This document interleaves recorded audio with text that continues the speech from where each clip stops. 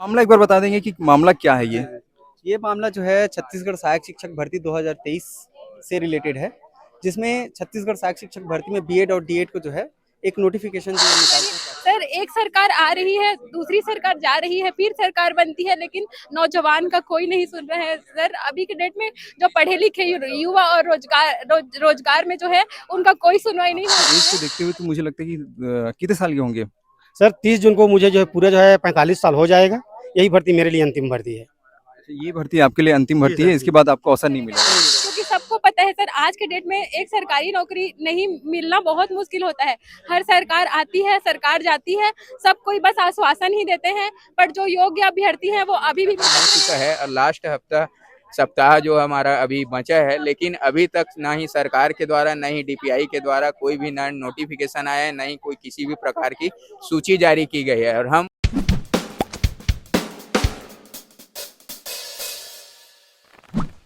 नमस्कार, जय जोहार। मैं हूं हुकुमचंद साहू और आप देख रहे हैं छत्तीसगढ़ दर्पण। इस वक्त मैं मौजूद हूं बिजरवन अग्रवाल के घर के पास में, जहां पे जो डीएड जो शिक्षाधारी हैं, डिग्रीधारी हैं, वो यहाँ पे आए हुए हैं। और वो क्यों आए हुए हैं, क्यों यहाँ पे वो मिलना चाह रहे थे, आइए हम उनसे ही बात करते हैं।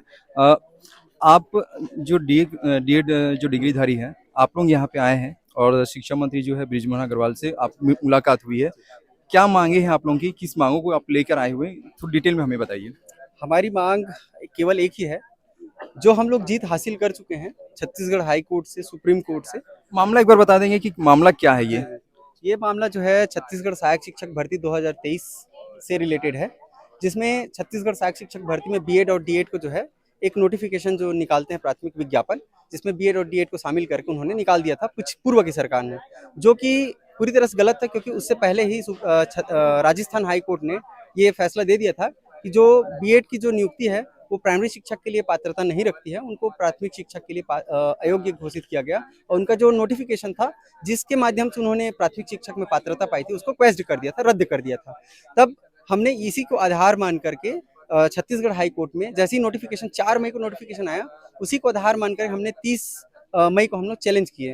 वो जो है मामला प्रक्रिया में थी, पेंडिंग थी। कौन से सन का है ये मामला जो है 2023 की भर्ती प्रक्रिया के पूर्व, जैसे ही विज्ञापन आता है, क्योंकि कोई भी विज्ञापन को तभी चैलेंज किया जाता है जब वो आ जाएगा। विज्ञापन के पूर्व कोई चैलेंज नहीं किया जा सकता, क्योंकि हमको कैसे पता रहेगा कि क्या शामिल है, क्या शामिल नहीं है। तो जैसे ही विज्ञापन आया, उसमें गलत तरीके से हमको लगा कि इसमें बीएड की योग्यता नहीं है, तो उनको बाहर करना चाहिए। तो हम उसको लेकर के हम लोग चैलेंज किए, अपनी याचना को लेकर के हम लोग छत्तीसगढ़ हाईकोर्ट में गए। वो मामला पेंडिंग थी जी। तो ये अभी जो हाई कोर्ट में जो आप लोगों का, जब आप लोगों ने चुनाव मतलब वहाँ पे जब आपने अपनी बातें रखी, तो उनका निर्णय क्या आया? हाई कोर्ट का निर्णय क्या आया? हाई कोर्ट में लगातार 10 माह से लगातार सुनवाई चल रही थी। इसके अलावा अलग अलग राज्यों में भी जो है यह मामला जो है चल रहा था। सुप्रीम कोर्ट में भी कई बार ये मामला गया। सारी जगहों से ये साफ बात निकल कर गया कि बीएड जो डिग्री है, वो योग्यता नहीं है प्राथमिक शिक्षक के लिए, तो उनको नियुक्ति नहीं दी जा सकती। छत्तीसगढ़ में भी यही आधार था और इसी को लेकर के चैलेंज किए थे, जिसमें उन्होंने 21 अगस्त को छत्तीसगढ़ हाई कोर्ट ने एक एंट्री ऑर्डर पास किया कि बीएड को बाहर करते हुए जितने भी डिप्लोमा के कैंडिडेट हैं, उनको काउंसलिंग प्रक्रिया में शामिल करें, उनकी काउंसलिंग कराएं और आगे प्रोसीजर को बढ़ाएं। ये एक एंट्री ऑर्डर था। तो उसके अनुसार हमारा जो काउंसलिंग प्रक्रिया है वो स्टार्ट हो गया। 23 अगस्त से 29 अगस्त के बीच हमारी काउंसलिंग स्टार्ट हुई। हम लोगों ने सारा डॉक्यूमेंट तैयार कर लिया दस्तावेज सत्यापन हेतु, और उसके बाद ही तुरंत बीएड जो कैंडिडेट है, वो हमारी जो पहली याचिका थी, जो 3541 जो मई में लगाए हुए थे भर्ती। कहने का मतलब ये है कि जो छत्तीसगढ़ हाई कोर्ट ने निर्णय जो है वो आप लोगों के फेवर में उन्होंने दे दिया है। तो उस जो फेवर में जो उन्होंने दे तो दिया है, तो क्या सरकार ने इसको मतलब आप लोगों का जो आदेश उन्होंने दिया है, हाईकोर्ट ने आदेश दिया है, सरकार ने वो आदेश का पालन किया है यहाँ पे? अभी तक फिलहाल तो ऐसा कुछ भी दिखाई नहीं दिया है, क्योंकि विभाग से ऐसा कुछ निकल करके नहीं है, कोई ऑफिशियल लेटर या नोटिफिकेशन जारी नहीं हुआ है कि बीएड को अभी बाहर निकाला जा रहा है या निकाल दिया गया है। 6 सप्ताह का ऑर्डर 6 सप्ताह का समय दिया गया था छत्तीसगढ़ हाई कोर्ट के द्वारा, क्योंकि ये मामला जो था सब्जेक्ट टू आउटकम का था। सुप्रीम कोर्ट ने डायरेक्शन किया था छत्तीसगढ़ हाई कोर्ट को कि मेरिट एंड लॉ पे छत्तीसगढ़ हाई कोर्ट को डिसाइड करना है, और उनकी जो भी नियुक्ति है वो छत्तीसगढ़ हाई कोर्ट के अंतिम निर्णय के अधीन रहेगी। छत्तीसगढ़ हाई कोर्ट का डिसीजन भी आ गया 2 अप्रैल को। उन्होंने कहा कि 6 सप्ताह में बीएड को बाहर करते हुए एक नई चयन सूची बनाए, जो केवल डिप्लोमा के लिए होगी, और उनको 6 सप्ताह के भीतर नियुक्ति दे। 6 सप्ताह में 5 सप्ताह गुजर गया, 1 सप्ताह बचा था, आज उसका पहला दिन है। तो मामला हम उसी को लेकर के आए थे कि जो भी निर्णय है कोर्ट का, उसको फॉलो करें।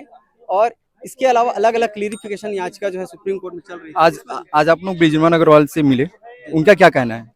उनका कहना था कि ये जो अभी आचार संहिता का समय है वो चल रहा है, 4 जून को आचार संहिता खत्म होगा, उसके बाद जो भी कोर्ट का निर्णय होगा उस पर हम लोग कार्यवाही करेंगे करके, ये उनका कहना था। हमारा एक ही कहना है कि कोर्ट का जो ऑर्डर होता है वो सर्वोपरि होता है, वो उसमें कोई आचार संहिता या कोई भी जो ऐसा कुछ मामला होता है उसमें नहीं लागू होती है।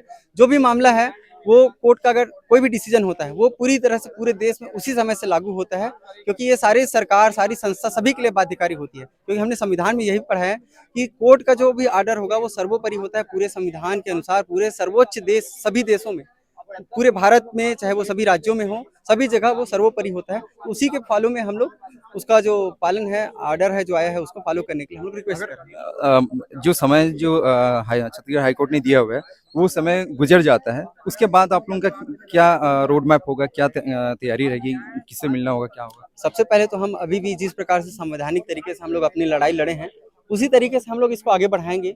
कोर्ट ऑफ कंटेम्प्ट का जो एक मामला होता है और न्यायालय की जो अवमानना होती है उस पर हम लोग कार्यवाही करेंगे। जो भी समय सीमा है 14 मई को लगभग वो समय सीमा समाप्त हो जाएगी। उसके बाद तत्काल हम लोग कोर्ट का रुख लेंगे और जो भी जिम्मेदार अधिकारी होंगे, कर्मचारी होंगे, उनके खिलाफ हम लोग इसको कार्यवाही के लिए हम लोग मांग रखेंगे। उनके खिलाफ कोर्ट ऑफ कंटेम्प्ट का जो है केस लगाएंगे।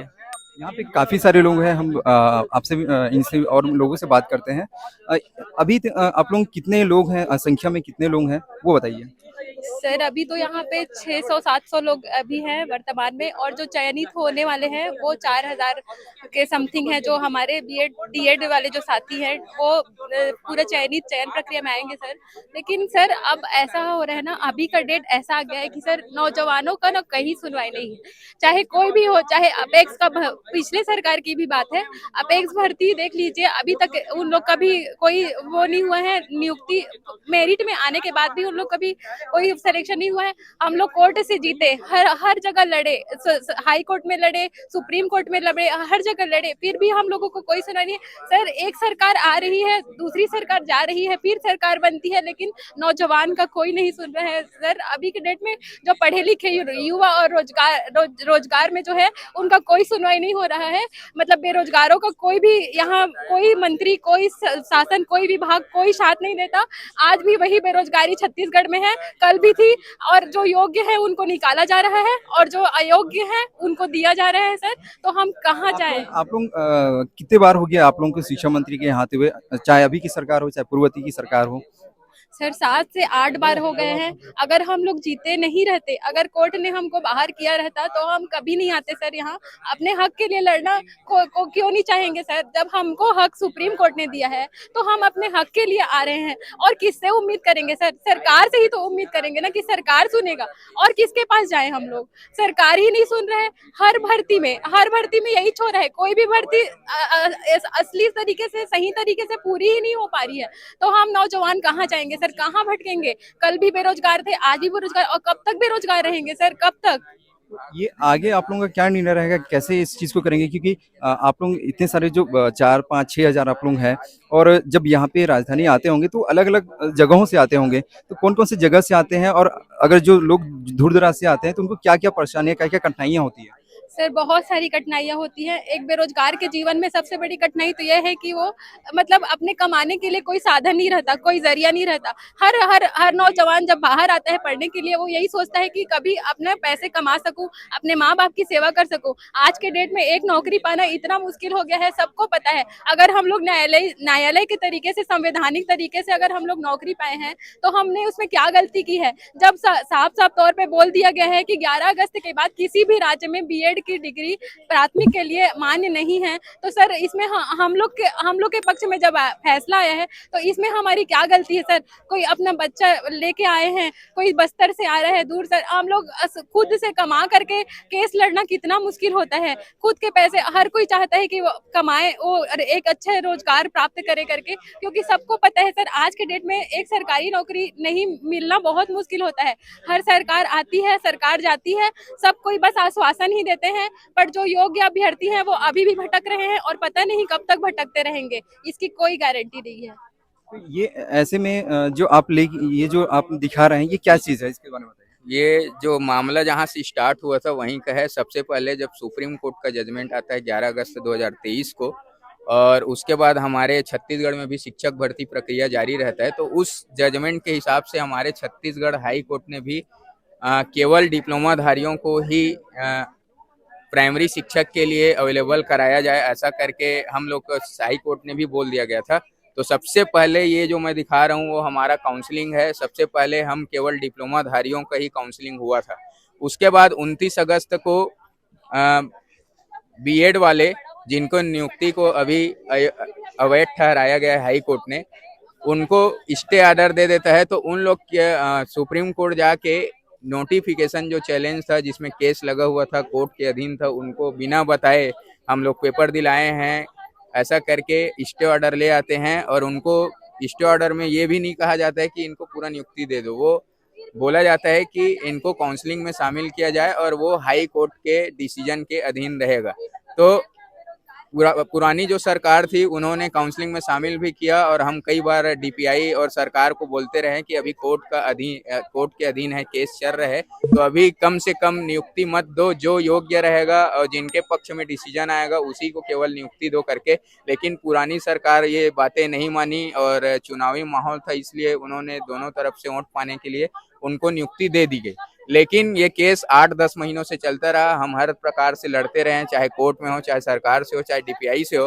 अंततः हाई कोर्ट में हमको 2 अप्रैल 2024 को जजमेंट हमारा आ जाता है कि प्राइमरी टीचर के लिए जो बीएड डिग्रीधारी हैं वो अयोग्य है, उनका नियुक्ति अवैध है, उनको निरस्त करके 6 सप्ताह में केवल डिप्लोमाधारी डीएड वालों को ही सूची चयन करके उनको नियुक्ति दे करके। ये 5 हफ्ता अभी तक खत्म हो चुका है और लास्ट सप्ताह जो हमारा अभी बचा है। लेकिन अभी तक ना ही सरकार के द्वारा, ना ही डीपीआई के द्वारा कोई भी ना नोटिफिकेशन आया है, ना ही कोई किसी भी प्रकार की सूची जारी की गई है। और हम पिछले 10 महीनों से अपना सारा चीज इसी केस में लगा दिए थे। हम जीत भी गए हैं लेकिन हमारा सुनवाई कहीं भी नहीं हो रहा है। हम चाहते हैं कि आपके हम हमारे साथ में और भी कुछ लोग हैं, उनसे भी हम बात करते हैं। जैसे यहाँ पे कुछ लड़कियां हैं, कुछ गर्ल्स हैं। आप लोग कहाँ से आए हैं और आप लोग की क्या मांगे हैं? जी सर, मैं जांजगीर चांपा जिला केरा गांव से आई हूँ। हमारी बस यही मांग है सर कि जो कोर्ट ने आदेश दिया है उसका सरकार पालन करे और हमें जो टाइम दिया गया है उसमें नियुक्ति दे। अभी हम लोग 6 सप्ताह के अंतर्गत नियुक्ति देने को बोला गया है। जैसे आप बता रहे हैं कि आप जांजगीर चांपा जिले से आए हुए हैं, आप लड़कियां हैं और माँ बाप सबसे पहले ये चाहते हैं कि उनके जो बच्चे हैं वो सिक्योर रहें। तो आप जब यहाँ आते हैं तो उनको कैसे फील होता है? आपको कैसे लगता है कि आप इतने दूर जा रहे हैं और यहाँ पे मम्मी पापा पहले तो परमिशन नहीं देते हैं, सारी चीजें बोलते हैं कि अकेले कैसे जाएगी, क्या करेगी। लेकिन हम उनको कन्विंस करते हैं कि मम्मी पापा जाना जरूरी है, हक की लड़ाई के लिए मुझे जाना जरूरी है। और फिर ऐसे साथी जो आते रहते हैं आसपास से, उनके साथ उनको कन्विंस करके आते हैं। बहुत दिक्कत होती है सर। और आर्थिक आप लोगों को आने जाने रहने खाने में क्या कुछ परेशानी होती है कि होती है सर। अब उतना दूर से आना, फिर अभी हम लोगों का जाने का साधन भी अभी नहीं है कुछ, अब कैसे जाएंगे उसको देखना पड़ेगा सर। सारी चीजें हैं परेशानी।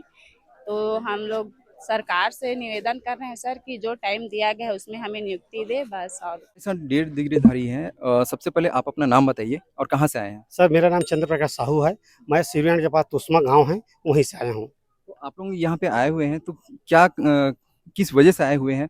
जो बृजभना अग्रवाल से आप मुलाकात करने के लिए आए हुए हैं, क्या कारण है? थोड़ा सा बताइए अपने बारे में। ये सर, ये जो है मुद्दा जो है शिक्षक भर्ती से संबंधित है। क्या है, शिक्षक वो सर स्कूल में जो है 3 कैटेगरी होता है। एक प्राइमरी इसमें सहायक शिक्षक, शिक्षक और लेक्चरर। तो जो प्राइमरी स्कूल की जो योग्यता है ना, वो जो है डीएड है। तो उसमें जो है बीच में बीएड वाले को भी अलाउ कर दिया था, उससे संबंधित जो है केस चल रहा था। तो आप 1.5 डिग्रीधारी हैं आप? जी सर, जी जी। तो अभी आपने जो शिक्षक भर्ती हुआ था, सहायक शिक्षक भर्ती हुआ था, उसमें आपने आवेदन किया था, आप उसके लिए एलिजिबल हो गए थे? जी सर, उसमें मैं आवेदन किया था, मैं एलिजिबल हूँ। जैसे ही हमारी जो है सूची निकालती है, फर्स्ट काउंसलिंग मेरा नाम भी आ जाएगा। और माननीय हाई कोर्ट ने 2 अप्रैल को अपने जजमेंट में स्पष्ट कहा है कि आज से 6 सप्ताह के अंदर आप डीएड वालों की जो है मेरिट सूची जारी कीजिए और नियुक्ति दीजिए। आज 5 सप्ताह से ज़्यादा हो गया, लेकिन अभी तक सरकार कोई कार्रवाई नहीं कर रही है। सर आपकी एज को देखते हुए तो मुझे लगता है कि कितने साल के होंगे? सर 30 जून को मुझे जो है पूरा जो है 45 साल हो जाएगा। यही भर्ती मेरे लिए अंतिम भर्ती है। ये भर्ती आपके लिए अंतिम जी भर्ती सर, है, इसके जी। बाद आपको अवसर नहीं मिलेगा। नहीं मिलेगा सर। तो ये जो भर्ती जो हो रहा है इसमें रुकावट क्या हो रही है?